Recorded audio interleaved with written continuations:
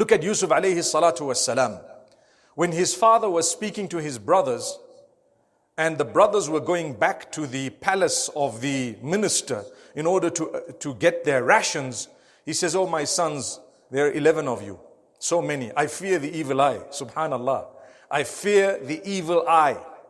So if you're all going to enter from one gate and they see 11 handsome youngsters all looking similar, all walking through the same door, perhaps evil eye may affect you in one way or another. So what he says, وَقَالَ يَا بَنِيَّ لَا تَدْخُلُوا مِنْ بَابٍ وَاحِدٍ وَادْخُلُوا مِنْ أَبْوَابٍ مُتَفَرِّقَةٍ.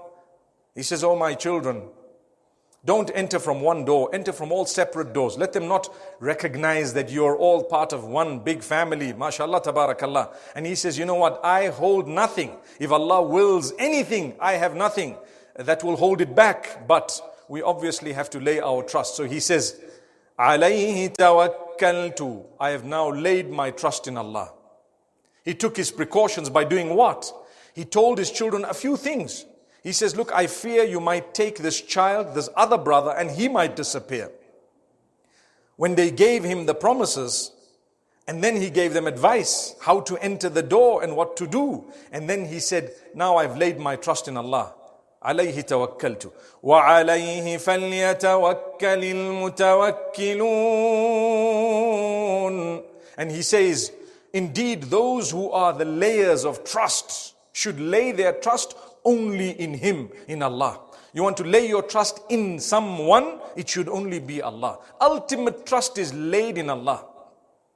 We do know that if a little child looks at the parent, a little person looks at someone bigger, a person who's working for you looks at you as a boss, or when I say as a boss, I mean as someone who's slightly above them in authority or in wealth or whatever else. They say, "Look, I trust you and I know this." What they mean is, I only trust you within the limits that Allah has given you. Beyond that, it's Allah whom I ultimately trust for me and for you. Subhanallah. So Allah gives everyone a little capacity. If you take a look at Yusuf alayhi salam's story, it's amazing because right at the beginning, he tells his son, "Don't even narrate this dream to the others." Why? That's part of taking precautions. Subhanallah. Something bad will happen perhaps if you just relate this dream, and guess what? Lo and behold, Allah wanted it to be. As much as He told His child, the innocent child told the brothers, and as a result, subhanallah, there was the evil plot that was planned against him. But the lesson learnt is, didn't he speak about it? Didn't Yaqub alayhi salam say that, "Oh my son, don't narrate this dream to your own brothers," as a precaution?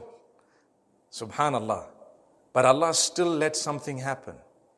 And one thing went wrong according to us, but it was not wrong according to Allah. The human mind looks at it as a negativity. That was the beginning of the positivity. Allah creates positives out of a negative. What seems negative to you is a positive to Allah subhanahu wa ta'ala. If you are a believer and you lay your trust in Allah, nothing can go wrong.